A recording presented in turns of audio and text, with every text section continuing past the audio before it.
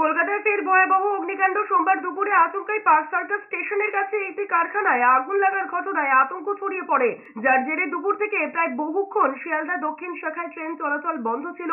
পরবর্তীতে আবারও ট্রেন পরিষেবা শুরু হয়েছে। জানা গিয়েছে, সোমবার দুপুর 3টে নাগাদ পার্ক সার্কাস স্টেশন লাগোয়া একটি চামড়ার কারখানা থেকে আগুনের লেলিহান শিখা বের হতে দেখেন স্থানীয়রা।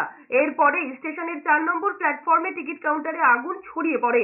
একই সঙ্গে কারখানার মধ্যে দাহ্য বস্তু থাকায় নিমেষের মধ্যে কালো ধোঁয়ায় ঢেকে গিয়েছে গোটা এলাকা। আতঙ্কে ইতিউতি ছোটাছুটি শুরু করে দেন স্থানীয়রা। এরপরই খবর দেওয়া হয় দমকলে। খবর পেয়েই একে একে দমকলের প্রায় 14টি ইঞ্জিন ঘটনাস্থলে পৌঁছয়। তবে এলাকাটি ঘিঞ্জি হওয়ায় আগুন নেভাতে রীতিমতো বেগ পেতে হয়েছে দমকলকে। পাশে স্টেশন থাকায় আগুন যাতে অন্যত্র ছড়িয়ে না পড়ে সেদিকে নজর রাখা হয়েছে। স্থানীয় সূত্রে জানা গিয়েছে, যেখানে আগুন লেগেছে সেটি একটি চামড়ার দোকান। তবে কিভাবে সেখানে আগুন লাগলো তা এখনো স্পষ্ট নয়। গোটা ঘটনার তদন্ত করে দেখছে দমকল এবং পুলিশ।